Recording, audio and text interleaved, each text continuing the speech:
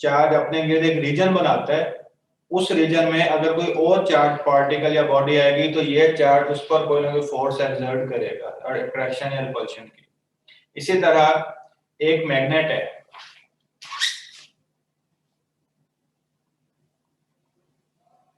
Magnet के दो poles होते हैं, एक होता है नॉर्थ, एक होता है साउथ।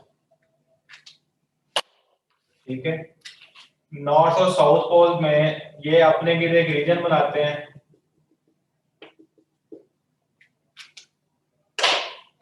ठीक है, नॉर्थ और साउथ के लिए एक रीजन बनता है। इस रीजन में जो भी ऑब्जेक्ट, जो भी बॉडी आएगी, ये जो एक मैग्नेट है ये भी उस पर एक फोर्स एक्सर्ट करेगा, उस पर इसका कोई ना कोई इफेक्ट होगा। तो वो रीजन जो ये कवर करेगा वो रीजन बेसिकली मैग्नेटिक फील्ड कहलाती है।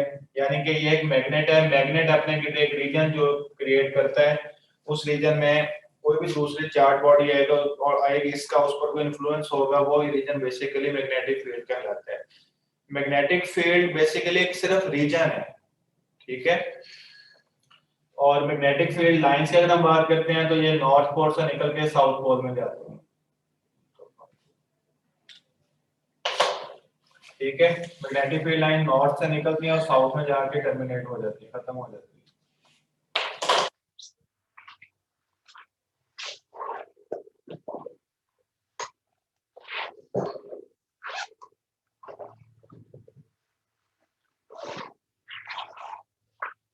एक मिनट मतलब ठहरिएगा जरा।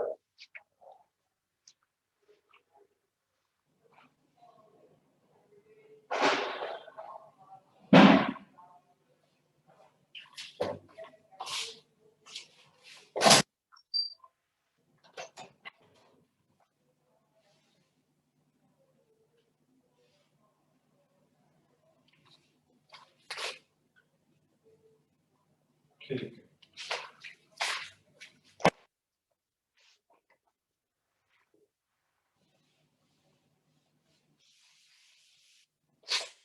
मैग्नेटिक फील्ड एक रीजन होता है जो कि एक मैग्नेट जो है नॉर्थ और साउथ पोल पर किस साथ बनता है। ये मैग्नेट अपने के लिए एक रीजन बनाता है, वो रीजन बेसिकली मैग्नेटिक फील्ड कहलाता है। ठीक है,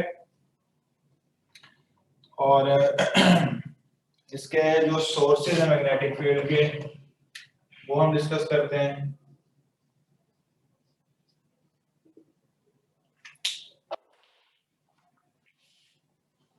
सबसे पहले इसका जो सोर्स होता है मैग्नेट। ठीक है, ये परमानेंट मैग्नेट भी हो सकता है और ये एक इलेक्ट्रोमैग्नेट भी हो सकता है। ठीक है, तो मैग्नेट जो है ये परमानेंट भी हो सकता है। ठीक है, परमानेंट मैग्नेट जैसे ये मैग्नेट होते हैं, ठीक है, जो मतलब के रियल वर्ल्ड में जो एग्जिस्ट करते हैं, सिंपल होते हैं मैग्नेट। परमानेंट मैग्नेट है जिनको, जिनमें ऑटोमेटिकली मैग्नेटिक फील्ड होती है, उनका कोई एक्सटर्नल चार्ज या एक्सटर्नल करंट वगैरह अप्लाई नहीं करना पड़ता। ठीक है, जैसे बार मैग्नेट है, ये नेचुरल मैग्नेट जो है बेसिकली परमानेंट मैग्नेट होते हैं। ठीक है, और यानी कि मैग्नेट परमानेंट होता है या इसको आप नेचुरल भी कह सकते हैं। यानी कि जो नेचुरल मैग्नेट होगा वो परमानेंट मैग्नेट है, जिसकी एग्जांपल है बार मैग्नेट। ठीक है, और दूसरी टाइप उसकी होती है इलेक्ट्रोमैग्नेट।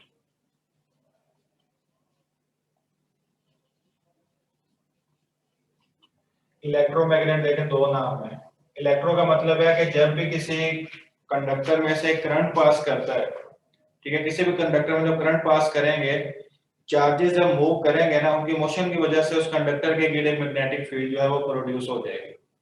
ये इलेक्ट्रोमैग्नेट जो बेसिकली आर्टिफिशियल मैग्नेट भी कहलाता है कि जब तक करंट पास करता रहेगा इसमें मैग्नेटिक फील्ड मौजूद रहेगी, जैसे ही करंट को आप खत्म कर देंगे मैग्नेटिक फील्ड भी खुद ब खुद खत्म हो जाएगी।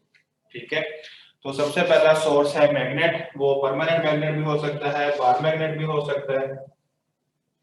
अच्छा जी, उसके बाद जो सेकंड सोर्स है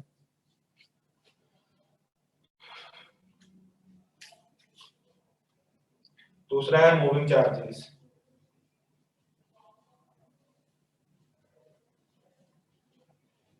ठीक है, चार्ज पॉजिटिव हो नेगेटिव, इलेक्ट्रॉन मूव कर रहा है, प्रोटॉन मूव कर रहा है। ठीक है, जब भी charge particle charge body move करेगी, उस चार्ज पार्टिकल के गिर भी एक मैग्नेटिक फील्ड जनरेट हो जाएगी, वो भी सीधा सर्कुलर फॉर्म में होगी बिल्कुल, ठीक है। और चार्ज के गिर में जो भी चार्ज होगा उसके गिर मैग्नेटिक फील्ड जो है वो जनरेट हो जाएगी, ठीक है। यहाँ पर एक चीज याद रखिएगा, चार्ज अगर एट रेस्ट है तो उसके पास सिर्फ इलेक्ट्रिक फील्ड होती है, चार्ज जब मूव करेगा उसके पास वो मैग्नेटिक फील्ड को प्रोड्यूस करेगा, लेकिन उसके पास इलेक्ट्रिक और मैग्नेटिक दोनों फील्ड्स मौजूद होंगी। दोबारा इस चीज को सुनिएगा, इसमें हम बच्चों को कंफ्यूजन होती है कि अगर एक चार्ज एट रेस्ट है तो उसके पास सिर्फ इलेक्ट्रिक फील्ड है, लेकिन अगर एक चार्ज मूव करता है, ठीक है, जब वो मूव करेगा तो उसके गिर्द एक मैग्नेटिक फील्ड जो है वो प्रोड्यूस होगी। लेकिन आप ये कहेंगे कि जब when a charged particle is moving it produces magnetic field but it has both type of fields, electric as well as magnetic field। जब वो मूव करेगा तो उसके बाद इलेक्ट्रिक मैग्नेटिक दोनों फील्ड मौजूद होंगी, ठीक है। सिर्फ ये है कि जब उसने मूव करना है तो प्रोड्यूस कौन सी फील्ड करनी है, मैग्नेटिक फील्ड उसने प्रोड्यूस करनी है। अच्छा जी, उसके बाद मैग्नेटिक फील्ड का एक सोर्स है चेंज इन फ्लक्स।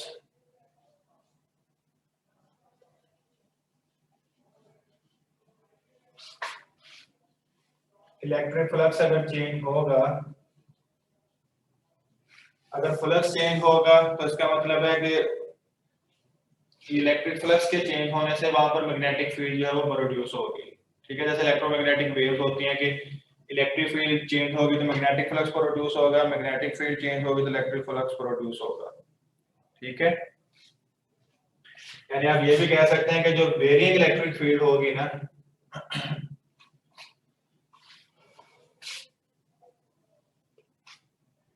या आप इसको यूं कह सकते हैं वेरिंग इलेक्ट्रिक फील्ड।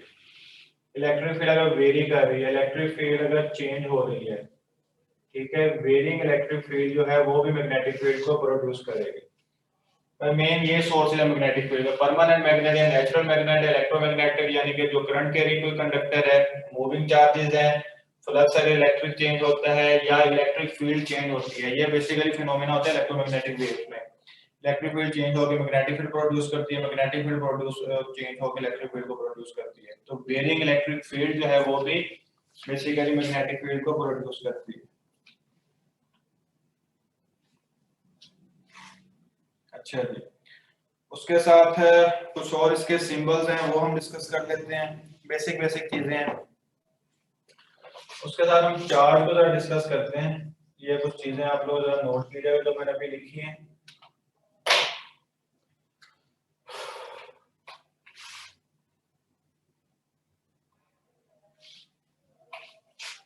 चार्ज अगर एट रेस्ट है,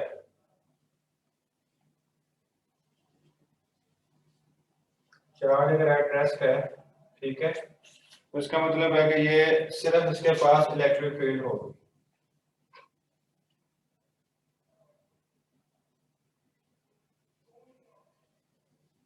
ठीक है। चार्ज इन मोशन है, मोशन दो तरह की हो सकती है, ठीक है। पहली मोशन है कि वो नॉन एक्सेलरेटेड मोशन है, यानी अगर एक्सेलरेशन जीरो है, जैसे आप इलेक्ट्रोस्टैटिक इक्विलिब्रियम में कांस्टेंट वेलोसिटी से मूव कर रहे हैं। चार्ज जो है ये डॉट्स में लगा रहा हूं, डॉट्स का मतलब है ये अलग अलग पॉइंट्स हैं सारे, ठीक है।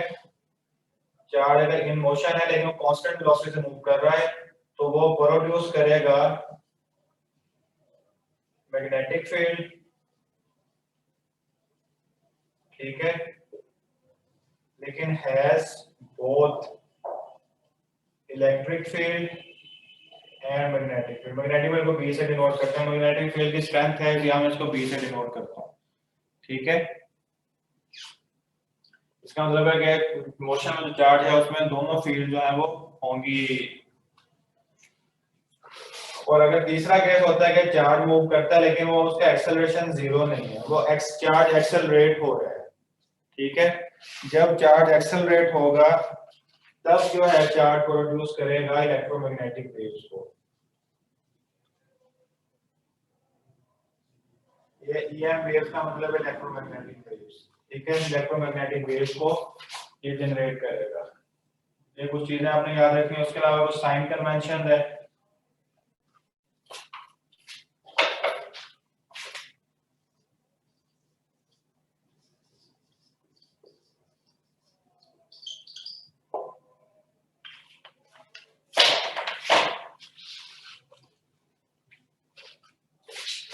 एक है डॉट, ठीक है, आउट ऑफ द पेज है, ठीक है, और एक है क्रॉस, ये है इनटू द पेज।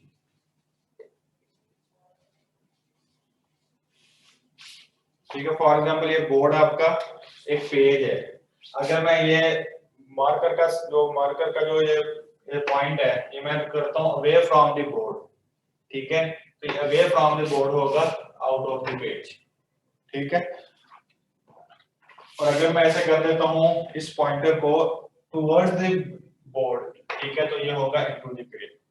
ये बेसिकली टुवर्ड्स और आउटवर्ड, ये आउट ऑफ द पेज और इनटू द पेज का ये मतलब है, डॉट और क्रॉस से इसको डिनोट किया जाता है। ये जब भी एमसीक्यूज आते हैं तो हमेशा वो जरूरी नहीं है कि मेंशन ही करें कि मैग्नेटिक फील्ड किस डायरेक्शन में, आपने सिर्फ ये देखना है कि डॉट और क्रॉस वहां पे हैं, और डॉट और क्रॉस से आपको पता चलेगा कि मैग्नेटिक फील्ड की डायरेक्शन क्या है। क्योंकि मैग्नेटिक फील्ड की direction out of the page है, तब भी मैग्नेटिक फोर्स एक्सर्ट होगी अगर, और इनटू द पेज है, दोनों सूरतों में मैग्नेटिक फोर्स की जो डायरेक्शन है वो हमेशा चेंज होगी। कभी ऐसा नहीं हो सकता कि मैग्नेटिक फोर्स की डायरेक्शन दोनों में सेम हो। इस वजह से आपने ये दो साइन कन्वेंशंस जो हैं इनको हम याद रखना है, ठीक है जी।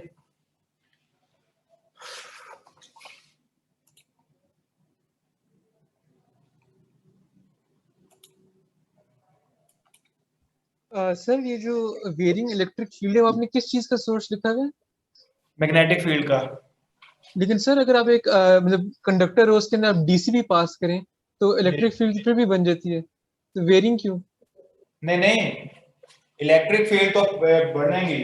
इलेक्ट्रिक फील्ड चार्ज पार्टिकल जहां भी होगा, ठीक है ना, डीसी चार्ज पार्टिकल जहां भी है ना वो रेस्ट पे या मूव करे, इलेक्ट्रिक फील्ड होगी, सिर्फ इलेक्ट्रिक फील्ड, ठीक है। अगर चार्ज पार्टिकल एक्सेलरेट करता है उसकी इलेक्ट्रिक फील्ड चेंज होगी, जैसे इलेक्ट्रोमैग्नेटिक वेव बनती है, यानी इलेक्ट्रिक फील्ड अगर वेरी करेगी ना, ये मैग्नेटिक फील्ड को प्रोड्यूस करेगी। नहीं तो सर जो दो, अगर हम करंट कैरिंग कंडक्टर्स को लेफ्ट राइट पे जो रख देते हैं, जो जिस चीज की हम एग्जांपल की बात भी करते हैं, जी जी, उनमें डीसी ही होता है, वो आपस में अगर सेम डायरेक्शन में तो अट्रैक्ट करती है ना, उसे हाँ जी। वेरिंग इलेक्ट्रिक फील्ड थोड़ी होती है, उसमें तो आप कांस्टेंट देते हैं लेकिन मैग्नेटिक फील्ड तो फिर भी होती है। नहीं, मैग्नेटिक उसमें तो ठीक है, इलेक्ट्रिक फील्ड भी होती है, मैग्नेटिक फील्ड भी होती है, वो मैग्नेटिक फील्ड की वजह से एक दूसरे को अट्रैक्ट या रिपेल करते हैं, लेकिन सर वो तो उसमें अलग। वेरिंग इलेक्ट्रिक फील्ड तो नहीं मतलब वो क्या कहते हैं, आपने कांस्टेंट इलेक्ट्रिक फील्ड भी अप्लाई करें, करंट अगर मूव करे इवन डीसी में, तो एक मिनट बात मैग्नेटिक सुनिए, फील्ड तो फिर भी नहीं बनती। एक मिनट आपको बताता हूँ। आप ये जो वेरिंग इलेक्ट्रिक फील्ड है ना, ये मैंने आपको बात बताई थी कि जो इलेक्ट्रोमैग्नेटिक वेव्स है ना, कि इलेक्ट्रोमैग्नेटिक वेव कैसे प्रोड्यूस होती है या कैसे प्रोपेगेट करती है, ये varying electric field basically electromagnetic wave वाले फिनोमेना में अप्लाई होता है। कि जब मैग्नेटिक फील्ड चेंज होती है, जो इलेक्ट्रोमैग्नेटिक वेव है वो कैसे जनरेट होती है, कैसे प्रोपेगेट करती है, ये उस सेंस में उस वक्त ये अप्लाई होता है कि जब इलेक्ट्रिक फील्ड अगर वेरी करेगी, वेरिंग इलेक्ट्रिक फील्ड प्रोड्यूस करेगी मैग्नेटिक फील्ड को, मैग्नेटिक फील्ड चेंज होगी वो फिर इलेक्ट्रिक फील्ड को प्रोड्यूस करेगी, दोनों एक दूसरे के परपेंडिकुलर होंगी और वो एक इलेक्ट्रोमैग्नेटिक वेव कहलाएगी जो कि अपने सोर्स से अवे मूव करेगी। ये उस सेंस में जो है ना वेरिंग इलेक्ट्रिक फील्ड का कॉन्सेप्ट आता है कि ये मैग्नेटिक फील्ड को ये भी प्रोड्यूस करती है। लेकिन सर कांस्टेंट भी करती है ना?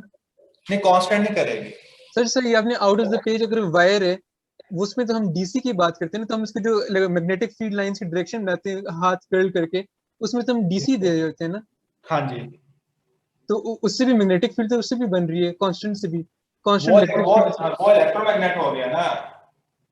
मैं देखें, ये तो सोर्सेज है ना, आप डीसी करंट प्रोवाइड कर रहे हैं, चार्ज पार्टिकल जो है वो, ये वाली बात होगी ना कि अगर वो कांस्टेंट वेव सप्लाई है, कांस्टेंटली मूव कर रहा है, ठीक है, तब भी मैग्नेटिक फील्ड होगी, ठीक है। अगर वो वेरी कर रहा है, ये varying electric field basically electromagnetic wave जब जनरेट हो रही होती है ना, ये उसमें अप्लाई हो रहा होता है, ये सिर्फ ये उस वक्त अप्लाई होता है जब इलेक्ट्रोमैग्नेटिक वेव को अगर आप स्टडी करते हैं। इस वजह से मैंने ये लिखा है कि ये वेरिंग इलेक्ट्रिक फील्ड भी एक सोर्स है बाकी अदर सोर्सेज के साथ मैग्नेटिक फील्ड की प्रोडक्शन का। ठीक है ये सर। सर हमने ये टॉपिक करना है force on a current carrying conductor वाला जो था। नहीं नहीं, वो नहीं करना। इसके बाद हमने करना है फ्लक्स और फ्लक्स डेंसिटी और चार्ज पार्टिकल की मैग्नेटिक फील्ड में बता रहे क्वेश्चन। हैं मतलब साइंस जो into out of the page, ये पाम रूल, ये तो उधर ही लिखा हुआ है, फोर्स ऑन अ करंट आपके ना कैरिंग बात कंडक्टर। सुने, पीएमसी में उन्होंने मैग्नेटिक फील्ड का लिखा हुआ है, ठीक है। तो मैग्नेटिक फील्ड में अब जो जो चीजें आएंगी वो साथ हम डिस्कस कर लेते हैं, क्योंकि चार्ज पार्टिकल पर जो फोर्स लगी है Q B B sine theta, तो मैग्नेटिक फील्ड अप्लाई करनी है ना वहां पर, तो ये जो साइन कन्वेंशन है वहां पे यूज होंगी। तो सर ठीक E है, ओवर M जो है वो फिर नहीं करना? नहीं नहीं वो नहीं कुछ करना, उनमें से कुछ नहीं करना। एक लास्ट क्वेश्चन है मेरा, मतलब ये इसका टेस्ट इसलिए मैं पूछा था, ये जो म्यूचुअल जो इससे नेक्स्ट चैप्टर हमारा होगा, इसमें म्यूचुअल इंडक्शन वाला भी उन्होंने जो हमारे एलएमएस पे डाला हुआ है, और मतलब तो वो करना है म्यूचुअल इंडक्शन वाला और सेल्फ इंडक्शन वाला आपने, टॉपिक? आप सिर्फ अपने पीएमसी के सिलेबस को फॉलो करें, उसमें जो लिखा है आपने वो तैयार करना है। उसमें आपका लेंज लॉ है, फेराडेज लॉ है, इलेक्ट्रोमैग्नेटिक इंडक्शन की बेसिक्स हैं, और जनरेटर है, और ट्रांसफार्मर है, ये चीजें हैं। जैसे उन्होंने तो ये म्यूचुअल इंडक्शन वाला भी डाला हुआ था कोई एलएमएस बात पे। नहीं है, आपने सिर्फ फॉलो करना है उस चीज को ही जो आपके और जो कोर्स के। सिलेबस के था फैराडेज लॉ, वो ना क्या चीज?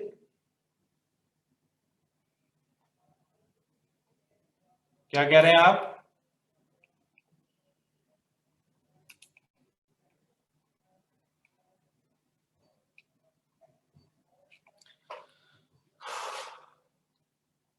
शायद आपको मेरी बात की समझ आ गई है कि वेरिंग इलेक्ट्रिक फील्ड बेसिकली इसका कॉन्सेप्ट मैंने यहाँ पर क्यों लिखा कि varying electric field is also a source of magnetic field. ये बात आपको समझ आ गई है?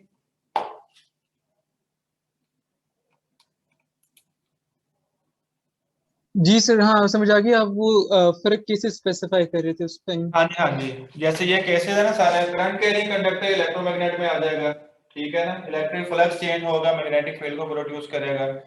यानी कि इसकी ये जो चीज है ना, ये कॉन्सेप्ट वेरिंग इलेक्ट्रिक फील्ड है, change in electric flux magnetic field को प्रोड्यूस करेगा, इस वजह से इलेक्ट्रोमैग्नेटिज्म को इकट्ठा किया गया था। ये ठीक है यानी सर। उसकी बेसिक है सारी। अच्छा जी, ये थे बच्चों मैग्नेटिक फील्ड से रेलेवेंट कुछ बेसिक पॉइंट्स, बेसिक कॉन्सेप्ट्स वगैरह। और ये साइन कन्वेंशन है मैग्नेटिक फील्ड में। आपने ये चीज याद रखनी है कि कोई भी चीज आपसे इनसे इनमें से पूछी जा सकती है। और एक चीज और याद रखिएगा, अपने एक पॉइंट टू पॉन्डर मैं कह देता हूँ। फॉर एग्जाम्पल ये नॉर्थ पोल है, ये साउथ है, मैग्नेटिक फील्ड लाइन नॉर्थ से निकलेगी, साउथ में जाएगी, ठीक है।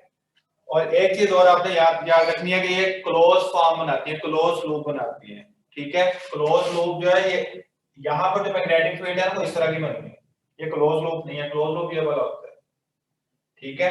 तो इसका ये मतलब है कि outside the magnet, magnetic field line north से साउथ होंगी, और अगर आप इनसाइड द मैग्नेट देखें तो ये साउथ से नॉर्थ होंगी, ठीक है। इस तरह ये क्लोज पाथ बनाती है। अब ये लाइन मैंने इस तरह की बनाई है, ये पाथ क्लोज बनाती है। ये एक चीज आप लोग याद रखिएगा कि आउटसाइड द मैग्नेट हर तरफ, यहां से भी, हर जगह से, सिवाय इसके सेंटर से, हर जगह से नॉर्थ से साउथ जाएंगी, यहाँ भी नॉर्थ से साउथ जाएंगी आउटसाइड, लेकिन इनसाइड जो है वो साउथ से नॉर्थ की तरफ आएंगी, ठीक है। और इसका ये क्लोज लूप बनता है। तो ये चीज भी आप लोग याद रखिएगा, ये चीज आपसे एमसीक्यू में पूछी जा सकती है। और ये था जी बेसिक्स और इंट्रोडक्शन मैग्नेटिक फील्ड का। और इसके बाद आ जाता है मैग्नेटिक फ्लक्स, और उसके साथ फ्लक्स डेंसिटी, उसको हम डिस्कस करते हैं। और एक केस है सिर्फ आपका मैग्नेटिक फोर्स का, वो चार्ज पार्टिकल का, वो इंशाल्लाह ताला डिस्कस करके इलेक्ट्रोमैग्नेटिज्म जो है ये सारा आज हम कवर करेंगे।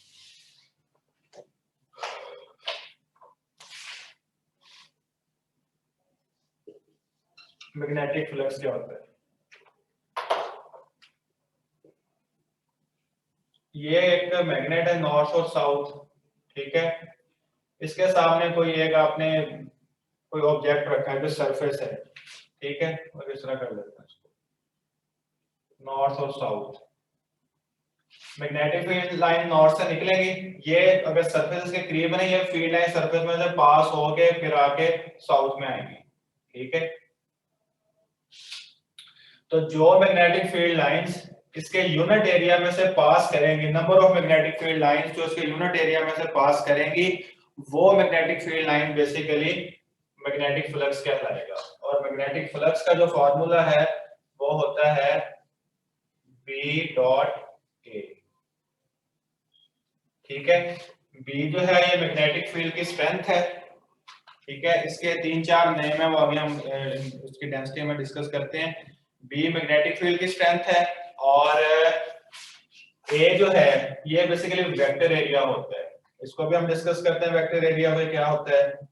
तो मैग्नेटिक फ्लक्स जो है अगर इसको हम मैग्नीट्यूड के फॉर्म में लिखें तो बी ए कॉस थीटा, ठीक है। ये जो एंगल है थीटा ये होता है ए और बी के दरमियान। Theta is the angle between magnetic field strength and vector area, ठीक है। जो एंगल है ये इन दोनों के दरमियान होता है, बी और ए के दरमियान। इसका मतलब है दो केसेस हैं, फ्लक्स मैक्सिमम भी हो सकता है, फ्लक्स मिनिमम भी हो सकता है, और मैक्सिमम फ्लक्स उस वक्त होगा। बल्कि इससे पहले डिस्कस करते हैं हम कि बेसिकली ये वेक्टर एरिया होता क्या है। इसको मैं एक दफा आपको रिवाइज करवाऊं। अच्छा, फॉर एग्जांपल ये बुक है मेरे पास, ठीक है। ये इसकी इस बुक की एक तो कोई प्लेन है मेरे पास, ठीक है। ये इस प्लेन की एक सरफेस है, ठीक है। ये जो आपको लिखा नजर आ रहा है ये एक सरफेस है, ठीक है। मैग्नेटिक फील्ड लाइन इस सरफेस में से जो पास करेंगी, ठीक है, वो सरफेस जो है बेसिकली और फील्ड लाइन जो पास करेंगे वो फ्लक्स कहलाएगा। अब इस सरफेस का एक एरिया है, वो एरिया हम फाइंड कर सकते हैं। इसकी लेंथ और इसकी विड्थ इन दोनों का मल्टीप्लाई करेंगे, वो आपके पास इसका एरिया आ जाएगा। और एरिया जो है वो उसका सिर्फ मैग्नीट्यूड आएगा, ठीक है। ये लेंथ और ये विड्थ आप इन दोनों को मल्टीप्लाई करके आप एरिया फाइंड कर सकते हैं। अच्छा जी, अब बात आती है कि वेक्टर एरिया क्या होता है, ठीक है। अब वेक्टर एरिया ऐसा एरिया है जिसका जो मैग्नीट्यूड है इस सरफेस एरिया के इक्वल है, लेंथ और विड्थ, और इस वेक्टर एरिया की जो डायरेक्शन है इस सरफेस के परपेंडिकुलर है। परपेंडिकुलर का मतलब है 90 डिग्री। तो वेक्टर एरिया की जो डायरेक्शन है वो हमेशा इस सरफेस के परपेंडिकुलर होगी, इस डायरेक्शन में। ये देखिए, ठीक है।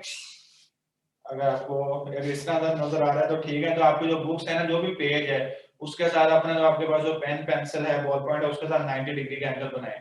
तो वेक्टर एरिया की डायरेक्शन ये है। ये जो मेरा जो पेन है ना, ये जो मेरा बोर्ड मार्कर है, ये बेसिकली वेक्टर एरिया की डायरेक्शन है। अब इसके साथ हमें देखना है मैग्नेटिक फील्ड लाइंस की डायरेक्शन क्या होगी, ठीक है।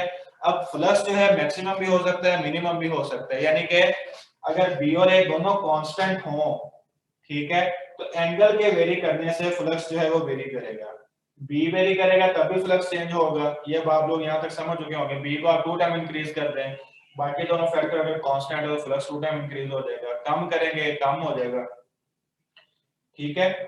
बी और ए को चेंज करेंगे तब भी फ्लक्स चेंज होगा। थीटा एंगल जो है इसको अगर आप चेंज करेंगे तब भी फ्लक्स चेंज होगा। तो फ्लक्स मैक्सिमम भी होगा, मिनिमम भी होगा। अब हम देखते हैं मैक्सिमम कब होगा, मिनिमम कब होगा। ये सरफेस है, ठीक है। इस सरफेस के ये वेक्टर एरिया है। अब यहां से आप देखें कि फील्ड लाइन जो है वो इधर से ऐसे आ रही है, ठीक है। ये जो ब्लू मार्कर है ना, ये आपने देखना फील्ड लाइंस है, ठीक है। अगर ये मैग्नेटिक फील्ड लाइंस जो है सरफेस एरिया के पैरेलल होती हैं, वेक्टर एरिया के, सॉरी, वेक्टर एरिया के पैरेलल है, ठीक है। अब यहाँ पे दो चीजें आपने देखनी है। सबसे पहले मैग्नेटिक फील्ड लाइंस जो है वो ऐसे आई है, यहाँ से क्रॉस कर रही है। मैग्नेटिक फील्ड लाइंस जो है क्या है, वेक्टर एरिया के पैरेलल। लेकिन जो सरफेस है ये मैग्नेटिक फील्ड लाइंस के परपेंडिकुलर है। ये दो चीजें। इसका मतलब अगर सरफेस परपेंडिकुलर होगी तो मैग्नेटिक फील्ड लाइंस और वेक्टर एरिया के दरमियान एंगल बनेगा 0 डिग्री, क्योंकि एक दूसरे के सेम डायरेक्शन में है। तो सेम डायरेक्शन का मतलब ये होगा कि फ्लक्स जो है एंगल 0 डिग्री और cos 0 1 होगा। तो फ्लक्स मैक्सिमम कब होगा, जब सरफेस जो है परपेंडिकुलर होगी। ये परपेंडिकुलर का साइन है टू दी फील्ड, ठीक है। तब एंगल होगा 0 डिग्री और जो फ्लक्स होगा वो होगा BA, ठीक है। ये BA का मतलब है ये मैक्सिमम फ्लक्स होगा, यानी फ्लक्स की सबसे ज्यादा वैल्यू उस वक्त आएगी जब सरफेस जो है फील्ड के परपेंडिकुलर होगी। तब जो है एंगल बिटवीन A और B जो है वो 0 डिग्री बनेगा। सेकंड केस है मिनिमम फ्लक्स। आप इसे मिनिमम कह लें या 0 फ्लक्स कह लें, ठीक है। मैक्सिमम फ्लक्स का मतलब है सबसे ज्यादा फील्ड लाइन उस वक्त पास करेंगे। अब मिनिमम फ्लक्स देखें। अगर सरफेस जो थी मैं इस तरह कर दूं, ठीक है, फील्ड लाइन इस तरह आ रही है, ठीक है। अगर सरफेस परपेंडिकुलर थी तो फ्लक्स जो है वो मैक्सिमम होगा। अगर मैं सरफेस इस तरह कर दूं, सरफेस इस तरह करूंगा, फील्ड लाइन इस तरह आ रही है, मैं ये मार्कर इसके ऊपर रख देता हूं, ये फील्ड लाइन की डायरेक्शन है। वेक्टर एरिया के डायरेक्शन सरफेस के परपेंडिकुलर है, 90 डिग्री रखना है अभी आपने, ठीक है। तो अगर आप इनके टेल को टेल से मिला लें तो इसका मतलब यह है कि 90 डिग्री बनेगा। 90 डिग्री का मतलब है cos 90 0, तो फील्ड लाइन जो है इस सरफेस को क्रॉस नहीं कर पाएंगे, ऊपर से नीचे से दाएं बाएं से गुजर जाएंगे, ठीक है। इसका मतलब है कि अगर सरफेस और फील्ड लाइन एक दूसरे के पैरेलल हो तो वेक्टर एरिया और इसके दरमियान बी के दरमियान एंगल 90 डिग्री बनता है। 90 डिग्री का मतलब है 0, ठीक है। तो इसमें बनेगा सरफेस इज हेल्ड पैरेलल में, अब ये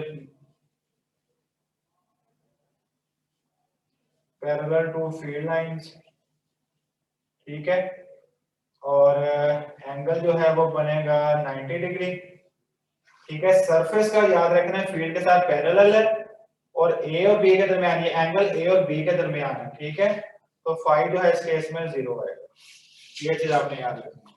और अगर ये ना पैरेलल है ना परपेंडिकुलर है, किसी और एंगल पर है, तो यहां से आप देख सकते हैं कि थीटा से आपको पता चल जाएगा ये किस एंगल पर है और इनका क्या वैल्यू होगी। इसका मतलब है फ्लक्स जो है वो वेरी करेगा। उसके बाद इसके कुछ और पॉइंट हम डिस्कस करते हैं। ये एक स्केलर क्वांटिटी है क्योंकि डॉट प्रोडक्ट है, ठीक है। और इसका जो यूनिट है फ्लक्स का, ये क्या होगा, बी का यूनिट होता है बी ए, ठीक है। बी का जो यूनिट है वो होता है न्यूटन पर मीटर पर एम्पेयर,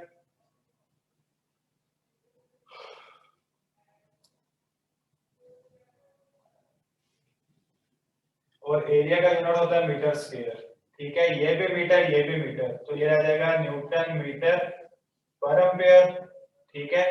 ये इसका यूनिट है, या ये इक्वल होता है वेबर के, ठीक है, या इसको डब्ल्यू बी लिखते हैं। तो ऐसा यूनिट जो है मैग्नेटिक फ्लक्स का वो वेबर होता है। Weber is the unit of magnetic flux, ठीक है। और इसके अलावा इसमें जो एमसीक्यूज हैं, ये आगे फ्लक्स का इलेक्ट्रोमैग्नेटिक इंडक्शन में भी यूज काफी होगा, ठीक है। यहां से एक एमसीक्यू यहां से आपको करवाता हूं, ये जैसा हम पहले वर्क में भी कर चुके हैं। इस तरह के एमसीक्यू पूछे जा सकते हैं कि एट विच एंगल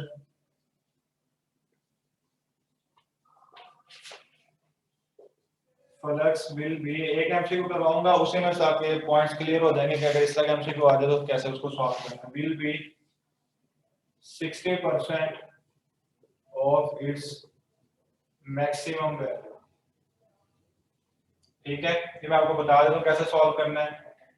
अच्छा, phi is equal to B A cos theta, ठीक है।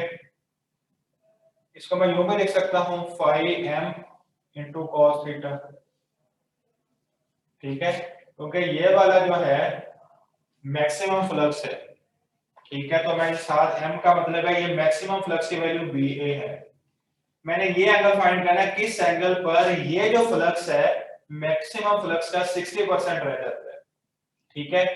जो डेटा गिवन है आपको, ये सारे का सारा आपने, मैंने पहले भी बात की थी, जो इक्वल साइन के इस तरह रखा होता है ना, ये इंस्टेंटेनियस वैल्यू जो होती है जो वेरी करती है, इसमें पुट करना होता है। तो इसे आप करेंगे 60% ऑफ फाई एम, ठीक है, is equal to phi M into cos of theta. ये इससे कैंसिल, 60% आ जाएगा 0.6 is equal to cos of theta, तो theta is equal to cos inverse 0.6, ठीक है। ये कैलकुलेटर से आप इसको सॉल्व कर लें, लेकिन यूनिवर्सिटी के टेस्ट के पॉइंट ऑफ व्यू से आपने वही वैल्यू जो मैंने आपको कही है 0 से 90 तक, 0, 30, 45, 60 डिग्री, 90 डिग्री, ठीक है, या 180 डिग्री, 270, 360, आपने वही याद रखनी है, ठीक है। इसमें आपसे पूछा जा सकता है half of its maximum value किस पर होगा, ठीक है। √3/2, 3 और √2 by समथिंग पूछा जा सकता है, ठीक है। तो ये सब चीजें आपने एज इट इज याद रखनी है। ये इससे आप देख लेंगे आपको कोई भी एमसीक्यू इस तरह का पूछा जा सकता है। मैग्नेटिक फ्लक्स के साथ एक चीज हम और डिस्कस करते हैं, मैग्नेटिक फ्लक्स डेंसिटी, ठीक है। ये मैं यहां से मिटा रहा हूं, इसके यूनिट्स आप याद रखिएगा। और फ्लक्स डेंसिटी, बच्चे ये डेंसिटी का जब वर्ड आता है ना, कोई भी डेंसिटी हो, डेंसिटी का जब भी वर्ड आता है ये हमेशा याद रखना है कि ये पर यूनिट लेंथ, एरिया या वॉल्यूम, कोई भी चीज अगर हम देखना चाहते हैं कि per unit length, per unit area, per unit volume एक चीज कितनी है, तब हम डेंसिटी का वर्ड यूज करते हैं। फ्लक्स क्या है? Field line passing through a unit area. Area में से जो फील्ड लाइंस निकलती हैं वो फ्लक्स कहलाते हैं। तो इसका मतलब है इसका एरिया हम यूज कर रहे हैं। तो जो डेंसिटी है, फ्लक्स डेंसिटी, मैं इसको यहां से डी के साथ डिनोट करता हूं। इसको बी से किया था फ्लक्स है, ठीक है, जरा इसको देख लीजिएगा। तो ये बेसिकली होगी total flux per unit area, ठीक है। Magnetic flux per unit area, magnetic flux है बी ए के इक्वल, मैक्सिमम फ्लक्स जो है ए, और कैंसल तो ये आ जाएगा बी। इसका मतलब है मैग्नेटिक फ्लक्स डेंसिटी जो है ये बी के इक्वल है, यानी कि मैग्नेटिक फ्लक्स डेंसिटी को आप बी से डिनोट कर सकते हैं, ये चीज याद रखिएगा। अब इस बी पे थोड़ा सा हम ना उस पर देखते हैं ये है क्या। बी के काफी सारे नाम हैं, ठीक है, ये सारे नाम हम डिस्कस करते हैं कि मैग्नेटिक फील्ड जो बी है बेसिकली इसके नाम कौन कौन से हैं, ये चीज है क्या। अच्छा जी, बी, इसका एक नाम है मैग्नेटिक इंडक्शन। ये सारी चीजें आपकी बुक में ना जो मेरे ख्याल फेडरल में भी ये लिखी हुई है, पंजाब और फेडरल सब में लिखी हुई है, ठीक है। इसके नेम में मैग्नेटिक इंडक्शन है, इसे मैग्नेटिक फ्लक्स डेंसिटी भी कहते हैं जो अभी हमने देखा, ठीक है। इसे मैग्नेटिक फील्ड स्ट्रेंथ भी कहते हैं।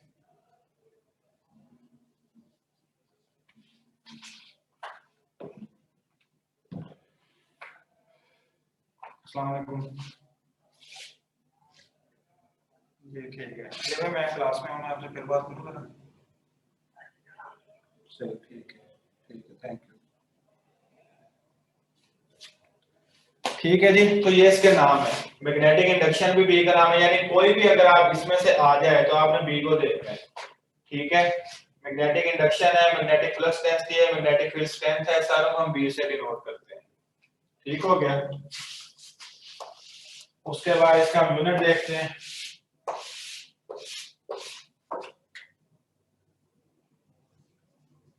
यूनिट ऑफ बी, अच्छा बी का यूनिट क्या होता है? बी का जो एसआई यूनिट है ना, एसआई यूनिट जो है वो होता है टेस्ला, ठीक है। 1 टेस्ला जो है ये होता है न्यूटन पर मीटर पर एम्पीयर के इक्वल, ठीक है। अब यहां से यूनिट कोई भी आप चेंज कर सकते हैं इसका। उसके बाद देखें मैग्नेटिक फ्लक्स डेंसिटी का भी ये यूनिट है, मतलब मैग्नेटिक फ्लक्स डेंसिटी का यूनिट क्या होगा? टेस्ला होगा, न्यूटन मीटर पर एम्पीयर पर मीटर होगा, यानी कि इसके अब यूनिट्स कौन कौन से होंगे? इसका एक यूनिट है टेस्ला, ठीक है, एक यूनिट, ये जो मैं डॉट लगाता हूँ ये पॉइंट्स हैं सारे, इसका यूनिट होगा न्यूटन पर एम्पीयर पर मीटर, ठीक है। और उसके साथ इसका एक और यूनिट होगा weber per metre square. Flux का यूनिट है वेबर, एरिया मीटर स्क्वायर, तो इसका ये यूनिट होगा वेबर पर मीटर स्क्वायर, ठीक हो गया। इसको आगे सॉल्व कर लें फर्दर अगर आप करना चाहते हैं। तो ये सारे जो है इसके यूनिट्स हैं। अच्छा, अब यहाँ से आप ये चीज याद रखिएगा कि ये चीज आपको इस तरह पूछ के यूनिट ऑफ बी इज, आपसे कोई भी पूछ के आगे वो कह सकते हैं कि ऑल ऑफ दीज, ठीक है। तो इसका आपने ये याद रखना है कि ऑल ऑफ दीज भी पूछा जा सकता है इससे।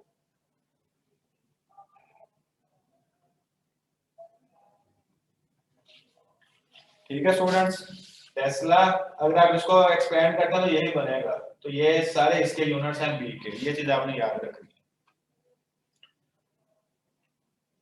और उसके अलावा इसमें ऐसे तो कोई और नहीं है पॉइंट इसमें। कोई आप लोगों का अगर कोई क्वेश्चन है तो आप मुझे बताएं, जिन्होंने हैंड रेज किया मैं उनमें से किसी से पूछूंगा जी। Sir, I have one question. Yes. Instead of the formula BA cos theta, can you say B sin theta times A?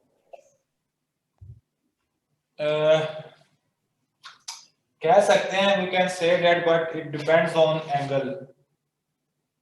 Okay, and अब ये वैसे तो बी ए cos theta जो है ना, ये रिप्रेजेंट करता है डॉट प्रोडक्ट को, कि मैग्नेटिक फील्ड बी है, उसका वो कंपोनेंट जो in the direction of vector area हो उसको हम यूज करते हैं, इस वजह से बी ए cos theta आता है। तो आप अपने सिलेबस के पॉइंट ऑफ व्यू से यही याद रखें कि ये बी ए cos theta ही होगा, sin So theta if I नहीं use B sin theta times A, it'll give me the wrong answer, right? होगा। Yes. Okay. Answer one more thing. In the notes you wrote maximum flux surface. What's after surface? I can't read it.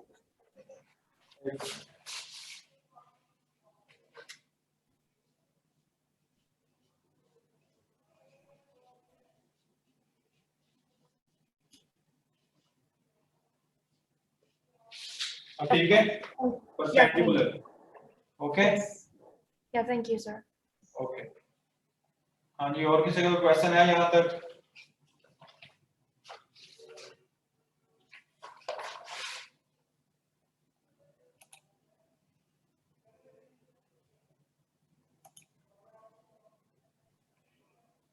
Sir ये magnetic field का unit एक Gauss भी होता है और magnetic वो- flux का मैक्सवेल वो भी हाँ जी, कोरिलेशन है। वो इनके नॉन एसआई यूनिट्स हैं, वो इनके नॉन एसआई यूनिट्स हैं, ठीक है ना? तो वो मतलब वन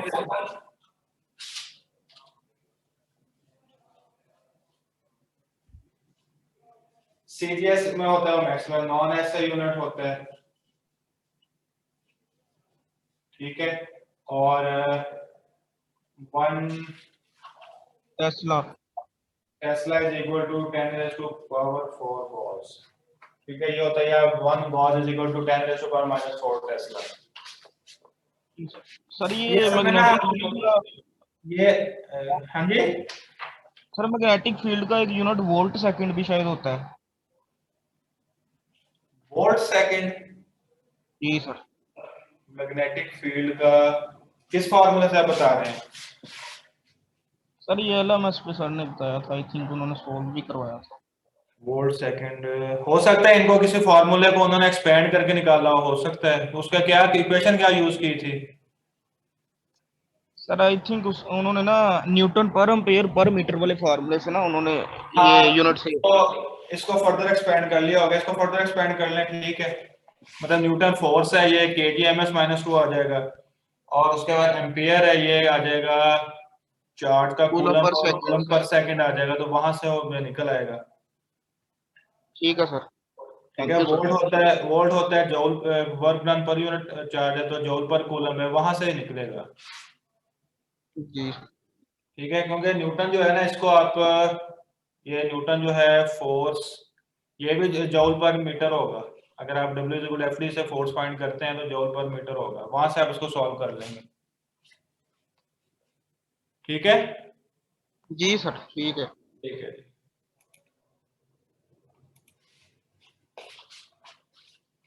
ये बच्चों इसमें ना सिर्फ थी बेसिक सी चीजें सारी, बाकी ये है कि आप इसके यूनिट्स इनके सारे याद रखें, और पंजाब की बुक में ना ये फ्लक्स से रेलेवेंट एक एमसीक्यू है, वो आदमी सॉल्व करे, वो मैं भी आपको करवा देता हूँ सॉल्व। चलिए जरा, आपका ये स्टूडेंट्स हैं उनका जरा कुछ पॉइंट क्लियर हो जाएगा एरिया से रेलेवेंट, तो एक एमसीक्यू मैं आप लोगों को करवाता हूँ।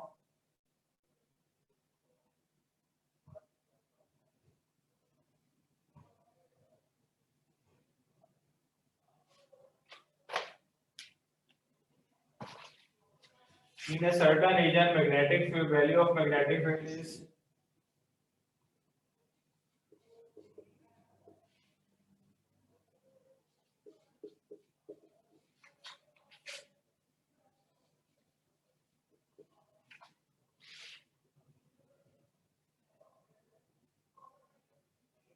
ये मैग्नेटिक फील्ड गिवन है,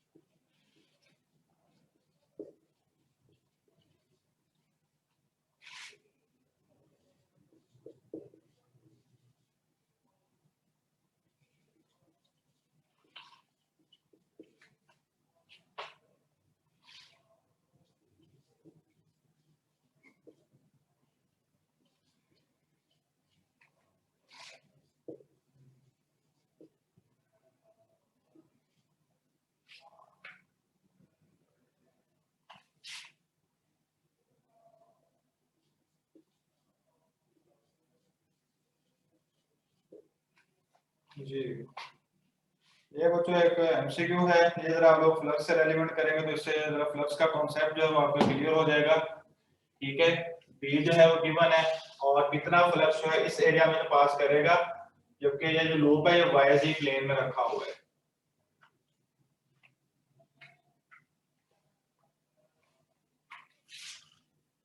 जी, इसका मुझे आंसर तो बताया आप लोग मुझे क्या है, ऑप्शन मैंने नहीं लिखने हैं, इसको आप लोग कैलकुलेट करके इसका मुझे आंसर बताया आप लोग।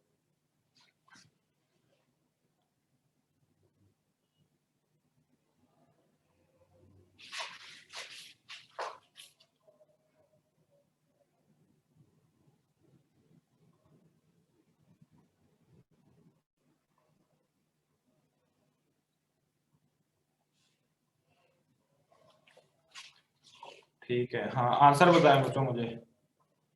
ये एक स्टूडेंट है, अभी इन्होंने किया है, चले मैं आप लोगों को जरा लॉग करता हूँ, बताएं अगर किसी ने सॉल्व किया है। तो 4 into 10 power -2। हाँ ठीक है, अच्छा और कोई?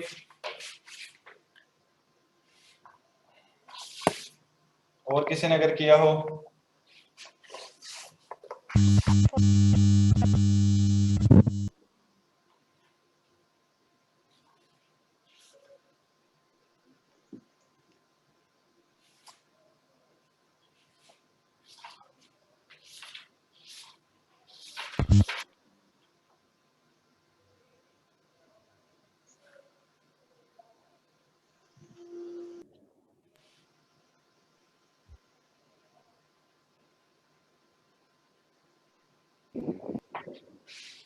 जी बच्चों, किसी और ने किया कोई?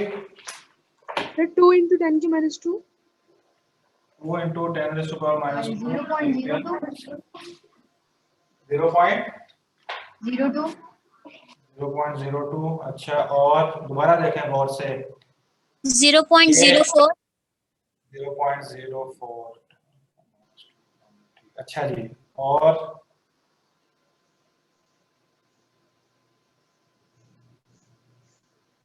2 into 10 is per -2। 2 into 10 raised to power minus 2। कुछ स्टूडेंट्स जो है उनका आंसर ठीक है, कुछ का गलत है, सबका ठीक नहीं है। ठीक है, लेकिन मैं जब सॉल्व करूंगा तो आपको खुद ही पता चल जाएगा आंसर क्या है इसका। तो और कोई इसका जवाब देना चाहते हैं, सॉल्व करवाऊं?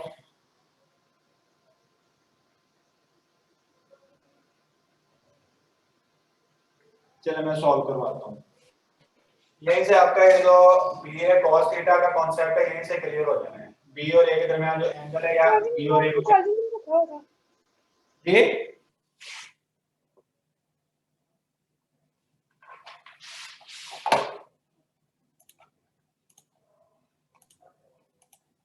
चलें जी, देखें जी, बी और ए हमारे पास है। ठीक है, बी है 80i minus 40k dot B dot A है ना, तो साथ है ये 5 सेंटीमीटर स्क्वायर और प्लेन कौन सी है, वाई जी। ठीक है, अब देखें बताना वो कहना क्या चाह रहा है आपको। वो कहना चाह रहा है कि ये मैग्नेटिक फील्ड स्ट्रेंथ है, फॉर एग्जांपल इस प्लेन में से, ठीक है, इस एरिया में से वो गुजर रही है। ये एरिया जो है ना वाईजी प्लेन में रखा हुआ है। ठीक है, एरिया वाईजी प्लेन में रखा है, तो बी और ए जो है वेक्टर एरिया जो है एंगल बी और ए के दरमियान है, बी की ये डायरेक्शन है।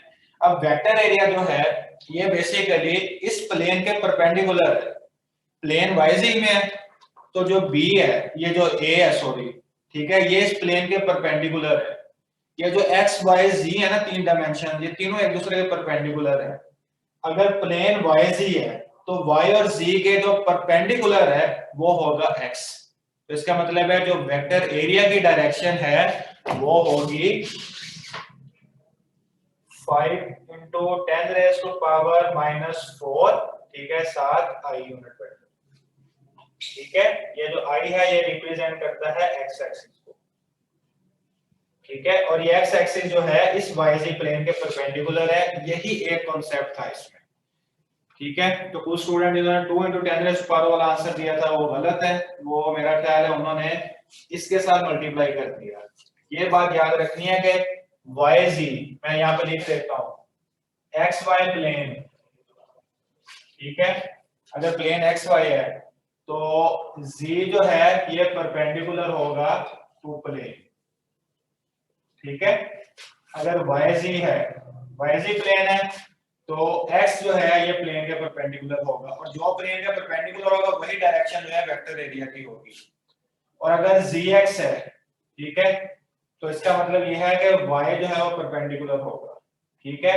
इसका मतलब है ये k यूनिट वेक्टर है, ये i यूनिट वेक्टर है, ये g। तो इसलिए एरिया के साथ हमने 5 × 10⁻⁴, ठीक है। और आपको पता है डॉट प्रोडक्ट में i डॉट i जो है ये 1 के इक्वल होता है, और k डॉट i या i डॉट k 0 के इक्वल होता है। इसको जिसके साथ मल्टीप्लाई करेंगे आंसर 0 आएगा, सिर्फ i के साथ हमने मल्टीप्लाई करना है इसको, ठीक है। तो ये आंसर बनेगा 400 × 10⁻⁴। ये 400 है ना, ये जितने जीरो है ना उनको मैं 10⁻⁴ में लिखता हूँ। 2 जीरो 10⁻² में लिख दिया, -4, तो ये आ जाएगा 4 × 10⁻⁻², या इसको लिख देंगे, माइनस है तो बाद में लगा दें 0.04, ठीक है। फ्लक्स का यूनिट आ जाएगा वेबर। ये है जी आपका एमसीक्यू। इसमें सिर्फ ये समझाना था कि वेक्टर एरिया जो है इसकी डायरेक्शन कैसे फाइंड करनी है अगर प्लेन गिवन हो, ठीक है।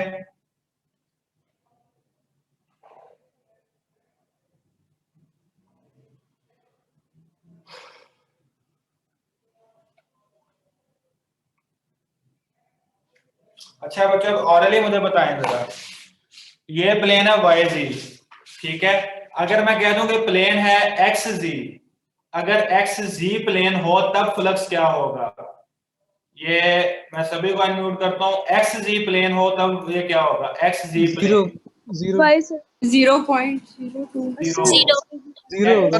XZ प्लेन, हाँ XZ प्लेन में y आएगा, I डॉट y भी 0, k डॉट y भी 0, ठीक हो गया। XZ में ये 0 हो जाता है। और अगर ये XY प्लेन होता फिर इसका आंसर क्या आता है? Yes, sir. तब 0.02 हो जाएगा सब। Yes, फिर आता है 0.02। अगर ये YZ प्लेन है, अगर ये XZ प्लेन हो, ठीक है, तो क्या इसे याद रखें, बाद में आप लोग वहां से कंफ्यूज हो जाना है। XZ प्लेन होता है 0, ठीक है। अगर ये XZ प्लेन, ठीक है, ये 0 होता है। अगर ये XY प्लेन में होता, अगर ये XY प्लेन में होता, ठीक है, तो फिर क्या होना था? 40 को आपने से मल्टीप्लाई, ठीक है। माइनस साइन यहाँ पर इंडिकेट करना था फ्लक्स ये वो अगर एंटर करनी हो जाए लीव कर रहा है, ठीक है। वो नेगेटिव फ्लक्स ये कहना था कि लीव फ्लक्स जो है सरफेस से लीव कर रहा है किसी भी सोर्स या सरफेस से, वो इस चीज पर नेगेटिव साइन से ये शो करना था कि वो पॉजिटिव या नेगेटिव फ्लक्स को ये फ्लक्स लीव कर रहा है या एंटर हो रहा है। अदरवाइज आपने नीचे क्या लिखा है? प्लेन का कॉन्सेप्ट अगर गिवन है तो यहाँ से अब आपने याद रखना है कि एरिया आपको कैसे पता चलेगा कि एरिया की डायरेक्शन क्या होगी, ठीक है। एक एमसीक्यू और जी तो ये थोड़ा कैमरा नीचे कर दी, वो मुझे नजर नहीं आ रहा नीचे क्या लिखा हुआ है। सर ये आपने एरिया में 10⁻⁻⁴ क्यों किया है? बच्चे अब एक मिनट ठहरिएगा, ये कैमरा का ठीक आ रहा है क्यों? जी सर अब ठीक है। ठीक है बच्चे 10⁻⁴ आखिरी स्टेप दोबारा एक्सप्लेन करें। जी बिल्कुल आखिरी स्टेप जो उसमें था, एक मिनट बताता हूँ। जहाँ से आपने 400 सेंटीमीटर स्क्वायर, मैं बताता हूँ, सेंटीमीटर स्क्वायर है, ठीक है। 1 सेंटीमीटर जो है वो होता है 10⁻⁻² मीटर। कोई भी क्वांटिटी है उसको आपने हमेशा उसके ऐसे यूनिट में लेके जाना है, ठीक है। तो ये हो जाएगा 5 × 10⁻⁻² सेंटीमीटर, तो स्क्वायर होगा तो ये -4 हो जाएगा, ये मीटर स्क्वायर में चला जाएगा। इस वजह से मैंने 5 × 10⁻⁻4 मीटर स्क्वायर लिखा है। बात समझ आ गई? Yes sir. ठीक है। हाँ जी, आप पूछ रहे हैं क्या क्वेश्चन पूछा था? बता दे।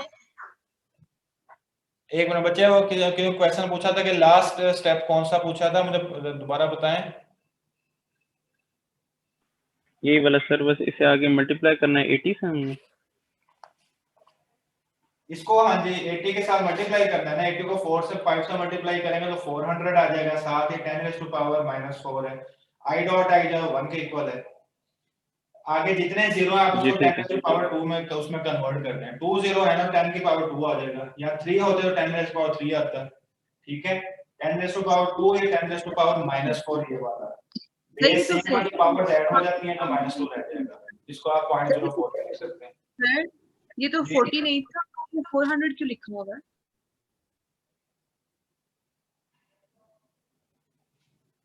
बच्चे आप इसे 80 को 5 से मल्टीप्लाई करें, क्या आंसर आता है? सर 400 ही आ गया। एक मिनट ना, वो जिन्होंने क्वेश्चन पूछा आप देखें ना, ये 80 है, ये 8 नहीं है, 80 है, 80 आई। ठीक है, तो जी, 80 को जब आप 5 से मल्टीप्लाई करेंगे तो 400 ही आएगा। 5 को 40 से क्यों नहीं मल्टीप्लाई करना? प्लेन वाइज ही है ना, तो जो वेक्टर एरिया है ना, ये वेक्टर एरिया ये इस प्लेन के परपेंडिकुलर है, तो वेक्टर एरिया की डायरेक्शन जो है वो अलोंग एक्स एक्सिस होगी। एक्स एक्सिस का मतलब है आई के अलोंग होगी। ठीक है, तो सेम सर तो डायरेक्शन में ये आई 40 डॉट वाला आई। इग्नोर करेंगे फिर? क्या चीज? ये जो 40 के है ये से इग्नोर करेंगे? इसे इग्नोर करेंगे। आप इग्नोर ना करके इसको सॉल्व करें, ये k डॉट आई जो है ये 0 हो जाएगा। ठीक है ना, डॉट प्रोडक्ट को अप्लाई कर लें, k डॉट आई ये 0 हो जाएगा। ओके सर, do we ये have to memorize? अब ये एक मिनट, ये ए लेवल के स्टूडेंट तो नहीं है कोई, क्योंकि वो मेरे ख्याल उन्होंने डॉट क्रॉस जी sir, yes sir, I don't understand. एक मिनट में आपको सॉल्व कर देता हूँ।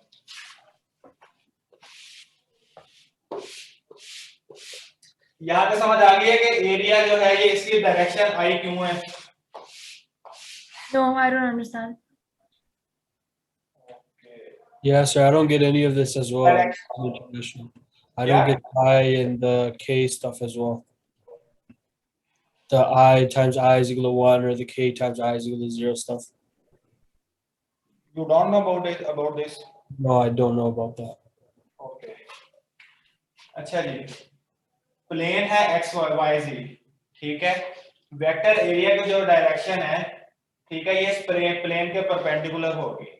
अगर y x y z 3 dimension है, 3 डायरेक्शन है, अगर यहाँ y z है तो x रह जाएगी, इसका मतलब है a की डायरेक्शन अलोंग x एक्सिस होगी।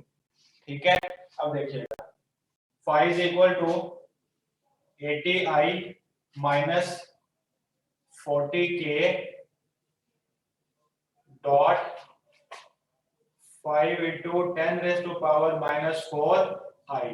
This is the direction of vector area A, which is perpendicular to the plane YZ. Let us Sir, can you tell me what I and k is? जी, Can you tell me what I and k is? there are 3 dimensions: x-axis,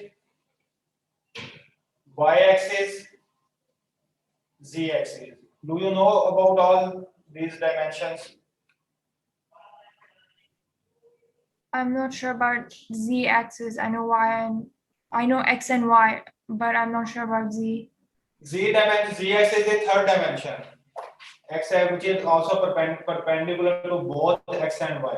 This is the z-axis, and we use unit vectors to represent all these axes.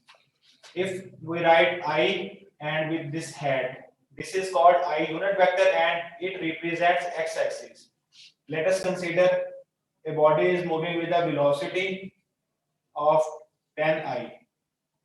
Okay, ये आपको किस चीज की information दे रही है? 10 आपको बता रहा है, 10 will tell you about the magnitude of velocity, and I unit vector will tell you the direction of velocity. It means velocity of a body is 10 meter and along the x-axis. Body, either car or someone else. A body is moving along x-axis with 10 meter per second velocity. I can write this statement is as it is. Is it clear? So it's basically 10x, right? Yes. I represents x-axis. Yeah. Y represents a j unit vector represents j-axis, and k unit vector represents k-axis. All these axes are perpendicular to each other. X, Y, and Z are perpendicular to each other. Perpendicular means angle between all these vectors are 90 degree. Okay. Okay, is it clear? Yeah. Okay. क्योंकि flux का concept apply हो रहा है और ये ना आपसे पूछा जा सकता है कोर्स में, इस वजह से मैंने आपको ये सारा करवाया है। अब जो वेक्टर एरिया की डायरेक्शन है इस प्लेन के परपेंडिकुलर है, वाई से प्लेन है तो परपेंडिकुलर डायरेक्शन उसकी होगी along x axis, so I right I unit vector instead of x axis. Okay. There is a characteristic of dot product. Okay, if dot product of I with I is equal to 1, dot product of J with J 1, dot product of K with K is 1, dot product of I with J is 0। कैसे 0 होगा देखें, I unit vector है, इसका magnitude 1 होता है, J unit vector उसका magnitude 1 है, इनके दरमियान एंगल 90 डिग्री है, cos 90 degree cos 90 is 0, it means I dot J is 0, J dot K 0, K dot I is also equal to 0. It means when we multiply this area with both of these values, then phi is equal to 80 multiplied by 5 into 10 raised to power minus 4 I dot I. This minus sign 40 multiplied by 5 into 10 raised to power minus 4 K dot I. अभी हमने पढ़ा K dot I किसके equal है, 0 के equal. तो ये सारा factor when this 0 is multiplied by this factor, this all factor goes to null या 0, sorry no null factor, ये 0 हो जाएगा। Okay, this I dot I is equal to 1, हम इसको मल्टीप्लाई करेंगे सर, ठीक है, तो ये आपका आंसर है। Okay, thank you so much. चलिए, ये क्लियर है सबको? Yeah, thank you. ये कुछ बेसिक चीजें हैं, ये आपसे पूछे जा सकती हैं, इस वजह से मैंने आपको ये करवाया है। ओके बच्चों, तो यहाँ तक आज के लिए। कल इंशाल्लाह ताला हम इसका जो फोर्स अप्लाई होती है वो इलेक्ट्रोमैग्नेटिक इंडक्शन का कुछ पार्ट जो है वो हम कल डिस्कस करेंगे। इसके आप जो न्यूमेरिकल वगैरह हैं अपने टेक्स्ट बुक से उसको करें। कल इंशाल्लाह मिलेंगे हम नेक्स्ट लेक्चर में। ओके बच्चों, अल्लाह हाफिज।